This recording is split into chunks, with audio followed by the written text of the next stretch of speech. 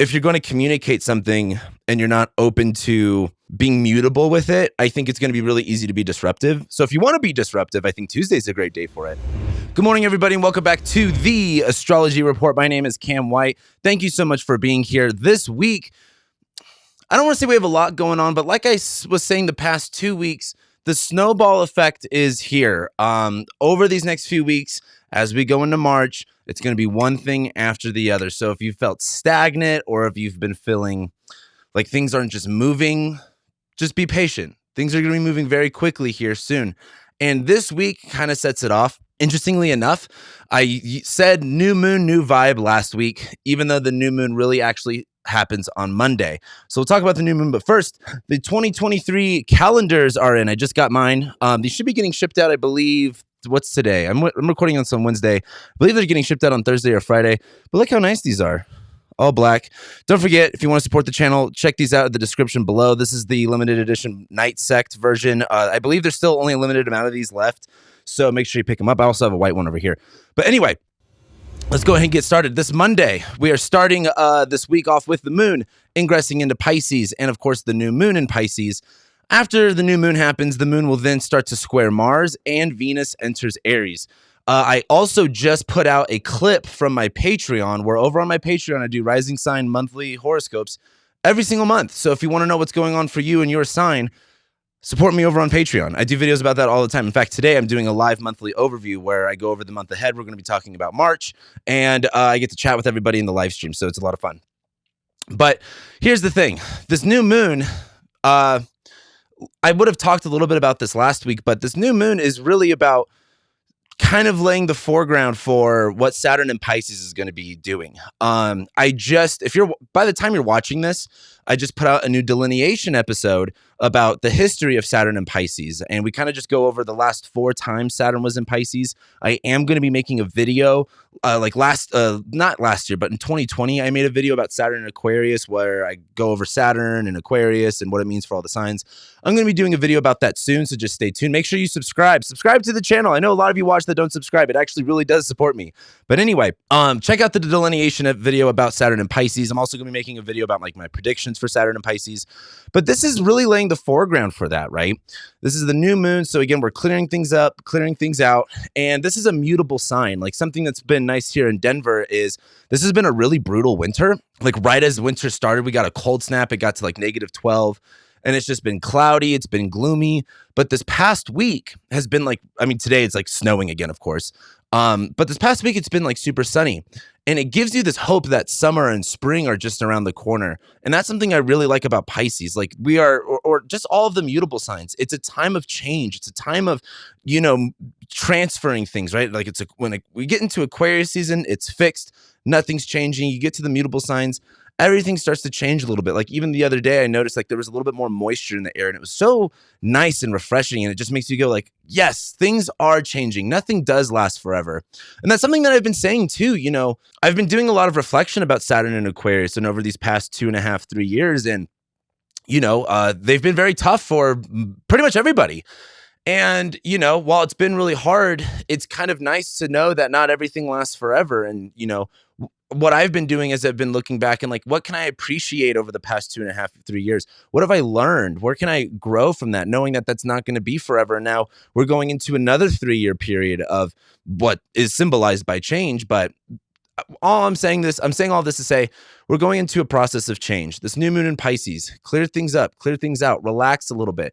Where you need to it's kind of like, think of ice and how it's really, cold and hard, but then you get a little bit of heat put on it and some steam starts coming out, right? And, it kind of turns into a gas. That's what I like to look at as Pisces is like, we're getting into this, things are warming up a little bit. We're getting out of our ice cold shells and things are steamy, so to say, or at least they're starting to begin to be that way. As well on Monday, let me also put this, the new moon, after that happens, the moon's going to square Mars.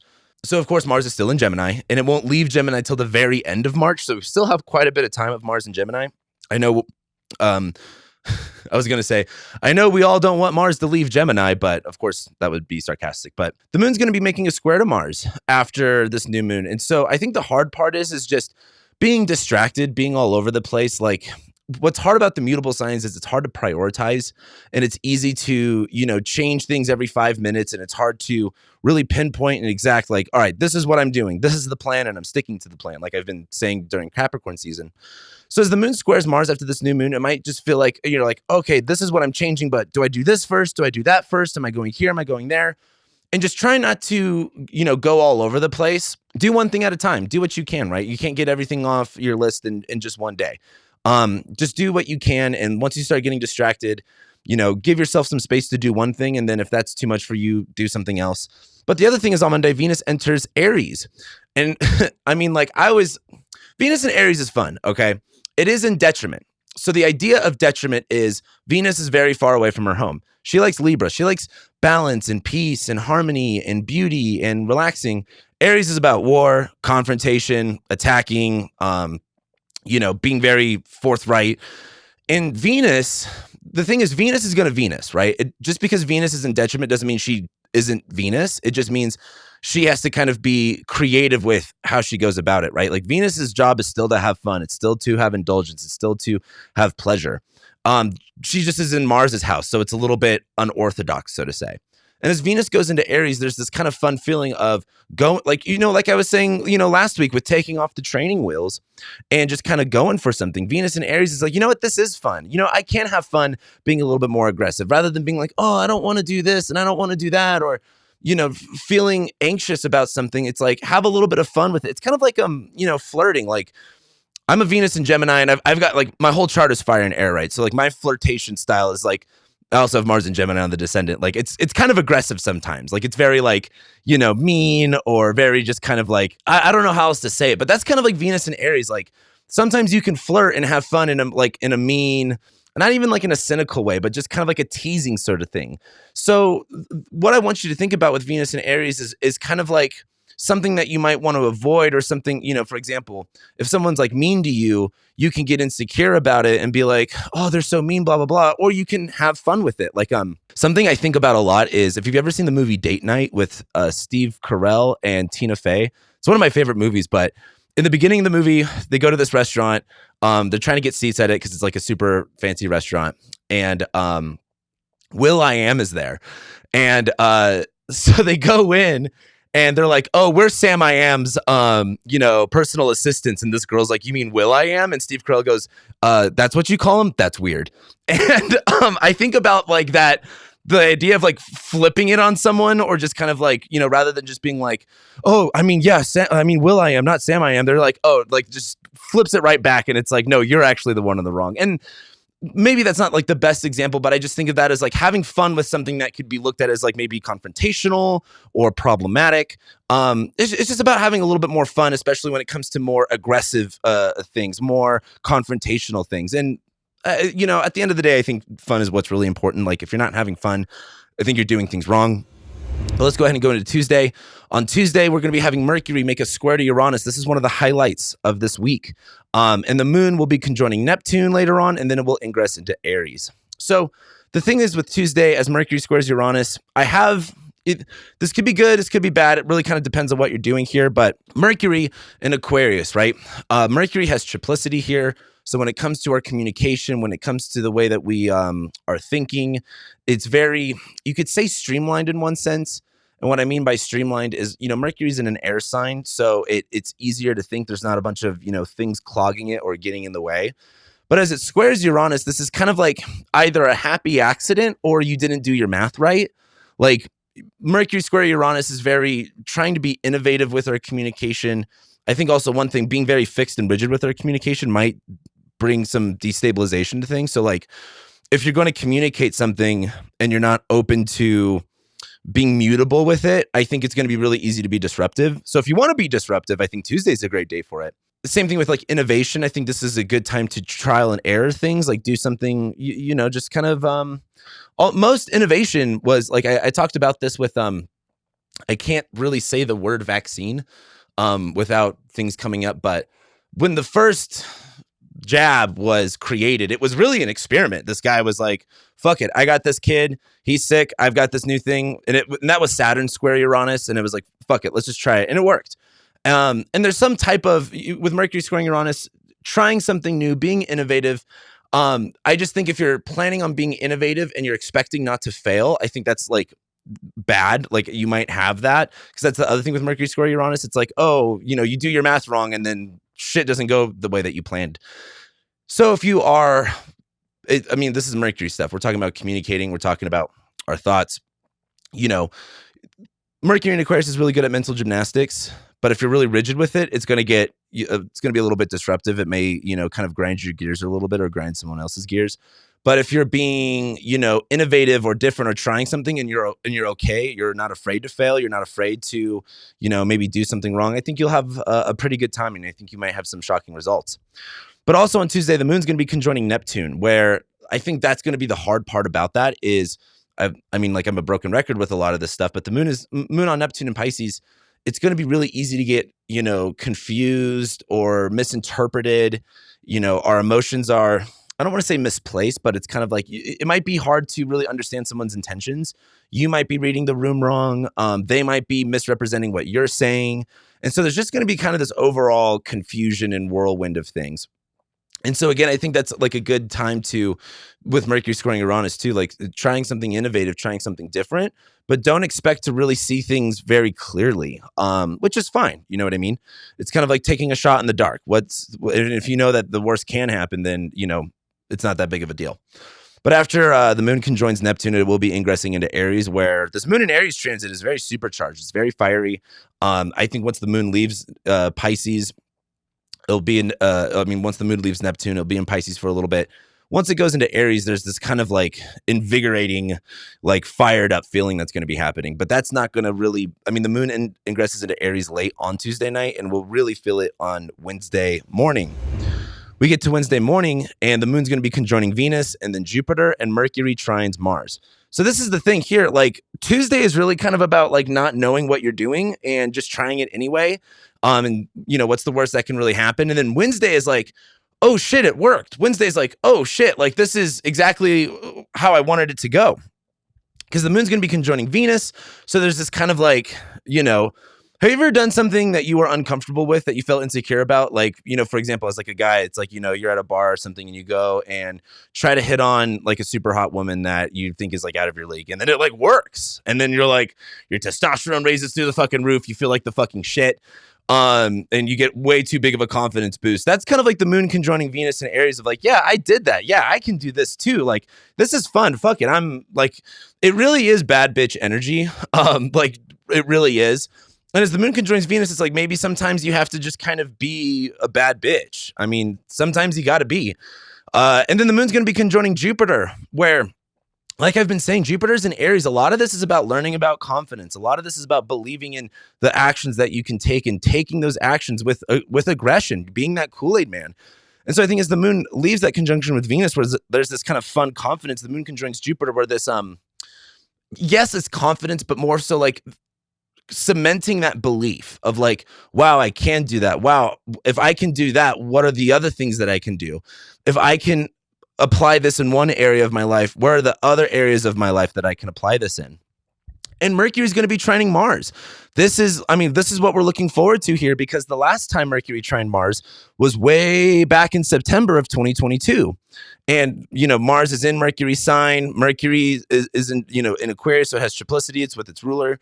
So there's this like real mental understanding going on. I think while Mars is still slowly moving forward in Gemini, and we're trying to take action on the things that we know, on trying to take action on the information that we have at hand, I think Mercury trining Mars is like understanding that information clearly and being able to take more action on it. So again, Tuesday looks like the trial and error day. You might fuck something up because you didn't read the room right. But then Wednesday is like boost of confidence. You did it right. You just had to, do it. And everything starts to make more sense, especially with what it comes down to moving forward. Like, we still have quite a bit of time of Mars in Gemini. And I think as Mercury's in Aquarius trining Mars, it's like, all right, I know where this is going. I know where I have to go.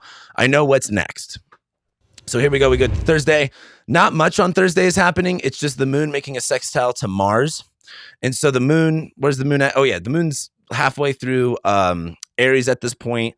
And it's a continuation of that. Again, the moon's going to be making a sextile to Mars very early in the morning, so it won't be like all day feeling. But it's just continuation of Wednesday. Thursday's not really the biggest day in the world. I think this is a continuation of, again, the moon's in Aries. Our emotions are very tied into, our actions, our aggression, maybe even some anger. And the moon sextiling Mars is like, you know what? I have all of this chi energy. I have all this built up, energy. Where can I put it? And like I said on Monday on that new moon, like if you're trying to restart things or try something new, you might get distracted on Monday. I think the time to really take action is going to be that Wednesday, Thursday. Like this is going to be where you feel the energy, where you're not so distracted. What I like about Aries and Gemini, it's like, for me, like I have Saturn in Aries and Mars in Gemini. And for me, like I have to be doing 5 things at once. Like that's how I'm efficient. Like if I'm just, yes, focusing on one thing is really good for me. But if it's like, I got to do this, let me focus on this, then let me focus on that, then let me focus on this. Like I can speed through things. And I think that's kind of a good mentality to have for Thursday. So we get to Friday, and then the moon ingresses into Taurus. It's going to conjoin Rahu, which also I just want to make a mention. Oh, and that's really the only thing, but I just want to make a mention of, look how far away the North Node is from Uranus. It's like 10 degrees now. So we're really away from all of this disruption stuff, right? Like Saturn squaring Uranus over these past 2 years has been like so much instability. That's all pretty much done by now. We are going to be having Jupiter ingress into Taurus, and it'll be hitting Uranus throughout the end of 23 going into 24, which is like good disruption. That's like, betting on all black and winning and taking all the money. I just bring this up because the North Node's been over Uranus over like this whole past year, where it's just been like, the disruption's been turned up to 100. There's been this like need for chaos and disruption. And I think as the North Node is now starting to leave Taurus and eventually make its way into Aries by the summer, the North Node getting at this later degrees is a little bit more calming. Yes, the North Node is this hyper intense pull in one direction. It's this all consuming thing, and it's still in Taurus. We still want our security. We still want our values. We still want stability. We still want, luxury indulgence. We still want to feel secure, and we still want to feel safe and feel grounded. And I think as we get into Friday, that is going to happen because the moon's going to be on top of the North Node, where there's this like, I really need to feel grounded. I really need to feel secure. I really need to feel stable. I really need to feel like what I have is valuable. And so I think that occurs. I think it's going to be easy to take it overboard. Like, for example, sometimes, people eat like comfort food, and that might be good in certain situations, but it's super easy to overdo it. That would be something to look out for on Fridays. Like, where are you overdoing something that may not necessarily be good for you? But also that pull and that urge to feel comfortable is really, really strong on Friday. And for some people, that could be like, if you're going through a lot of things right now, you're like, I'm stressed. I need to feel comfortable. Friday's that day that you're going to feel comfortable. Just be careful about how much you push it or how far you take it. But Friday looks really good for feeling secure, feeling safe. I think of it as like, what's that cup? Is it the 9 of cups or the 10 of cups, where the guy's like sitting like this, all happy? Like that's very much what Friday looks like to me. It doesn't look like anything else really but that. So we get to Saturday, and this is where it gets a little bit more hectic. The moon's going to be conjoining Uranus, and then it will square Mercury, and then it will sextile Neptune. So again, this is just the moon that we're talking about here. So the thing is, when it's so easy to get caught up with the moon, just like it is easy for us to get caught up with our emotions, right? If we're not aware of where our emotions are placed, it's easy to get caught up here and caught up there, and taken on a whirlwind of adventure. And on Saturday, the moon's going to be conjoining Uranus, where there is this kind of disruption to our values. It's kind of like, for example, going back to the, gambling analogy, it's like, let's say you made a little bit of money, and then you're like, fuck it, let me do double or nothing, and then the house takes it all. That's kind of the feeling on Saturday, because then the moon is going to be making a square to Mercury, where it's like, why the fuck did I do that? What mental gymnastics did I use for me to be like, yeah, if I just take all of my rent money and double and, put it all on one color, and of course I'll win, and I'll even have more money. It's like, don't get yourself worked up. Like, again, the mental gymnastics are super easy with Mercury and Aquarius, which is good for certain things, but also it's just easy to like fuck yourself over in a lot of cases. So the moon's going to conjoin Uranus. There is going to be this disruption. There is going to be this kind of like, I think it's in a way out of that, right? Something I like talking about is like hacking things. Like, if you feel like things are going to be disruptive in a bad way, where can you place that energy in your life more intentionally? Like, can you do something innovative and disruptive and give that energy that's around you a safe space to operate? Like, if you're just kind of like not doing anything and hoping that the worst doesn't happen, then you're kind of allowing the universe for that energy to kind of go wherever it pleases or wherever it finds itself, versus if you sanction an area of your life for this to happen, things can be good. So, for example, trying a new cleaning product, trying a new food, trying a new investment strategy with a small amount of money that you're comfortable with losing. Like, that's kind of the thing. Only problem is that the moon leaves that conjunction with Uranus. It's going to square Mercury. So there is this like, where am I getting in my own way? Especially like moon and Taurus. Like the moon and Taurus is like, hey, I'm comfortable right here. I don't know if I want to do this. And Mercury in Aquarius is like, well, you need to do it because X, Y, and Z and all over the place. And I think it's just going to be easy for your thoughts and your emotions to like be in conflict with one another. And I'm not here to tell you which one's the right one or which one's the wrong one, but it's just like, if you need your thoughts and your mind to be connected with your emotions, you might find it a little bit more difficult on Saturday. So maybe a way around that would just be kind of like being something I talk about with the fixed signs is fixed signs are controllers. And what I mean by that is like there's controllers, there's supporters, there's analysts, and there's promoters. This is another way of, it's kind of like Enneagrams, or another way of what do you call it? Like,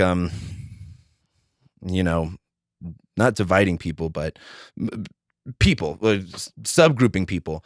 And controllers, the thing is with a controller is it has to be their idea. Like if you go up to a controller, like I like to call the fixed signs controllers. So Leos, Aquarius, Scorpios, Taurus, we're always right. And so if someone comes up to me and they're like, hey, you need to do X, Y, and Z, it's going to go in one ear and out the other. In fact, it won't even go in. It'll just stop right here. But oftentimes with me, someone will tell me something all the time and I won't listen to them. But then I'll watch like a YouTube video about it, or I read an article about it. I'm like, I'm going to do that. And then someone's like, I've literally been telling you to do that since forever ago. But it has to be my idea. And that's not because like I'm ignorant or anything. That's just part of like, and it's just part of the way that I am. And I work on trying to get myself out of my own way. But that's why I call the fixed signs controllers. It's like, if someone's telling you to do something, you may not listen, but you have to make it your own idea. So when we get to the square stuff, make it your own idea if you need to get something out of the way. The moon will then sextile Neptune, where I think that's good for the creative part, especially the creativity, the kind of having a better and broader vision. I think also just making it feel much more romanticized. Like what I like about Neptune, another way I've been thinking about Neptune, it's kind of like buying a new car. Like when you buy a new car, it's like, this is great. Wow, it's so idealized. And then like, a week or two later, it's just another car. But that sextile to Neptune is kind of like, it's very charming. It's very like, it's kind of like buying a new car, but it's also kind of like, imagine, that feeling of like looking at something and it's brand new. So you're like, oh, this is really, really great. And you look at it through these rose-colored glasses. That's kind of like what's going on Saturday after the moon squares Mercury. It's like, okay, I kind of got out of my own way. I figured out what I needed to do. And now I can see how this is so much better. So then we get to Sunday. The moon will then enter Gemini, and then it's going to sextile Venus. This sounds very chaotic and very fun. I don't want to say very chaotic. I need to save that for later on. That's Saturday. So when we get to Sunday, the moon's going to ingress into Gemini. Talk. The moon is our emotions and how we feel. It's in Gemini. So a big thing with moon and Gemini is having to just like say things out loud, just talk your feelings out. And it's going to sextile Venus in Aries. This is so gossipy. Like, it's so just like, let's just talk shit. And like, if you guys know me by this point, I love talking my shit. It's a lot of fun. Maybe it's not the best thing ever, but the moon and sextiling Venus in Aries is talking your shit, getting it out, being like, yeah, fuck that person and fuck this. And I'm going to do X, Y, and Z. And so Sunday just looks like a day of, not recuperating, but like you kind of know how like I just saw this TikTok where it's like after you have a family party at like Christmas and everybody leaves, you have like the family sit down debrief of everything that happened and like, oh, this person's doing that. And then like for me and my sister are like best friends. So like we would have our family debrief. And then when everyone's done, me and my sister would have our own debrief and talk our shit. That's very like this moon in Gemini sextiling Venus in Aries is just kind of like literally debriefing from an event and just kind of talking about it all. And, it doesn't necessarily have to mean talking shit. It's just kind of talking it out and sharing certain opinions. And it's not necessarily like, oh, that was a nice movie or that was quaint. It was kind of like, what did she say? Did you see that? Or why was he doing that? And who the fuck is that person kind of talk? So Sunday looks pretty fun. And we get to next week. Next week, we have Mercury conjoining Saturday. Oh my God. Stupid. With this new computer, it's like all of my, it autocorrects all the time and I don't always catch it. Mercury conjoins Saturn, but that is funny that it's a Saturday. Moon's going to conjoin Saturn. I think there's a lot of like serious mental clarity, and which is also important because Mercury will then ingress into Pisces.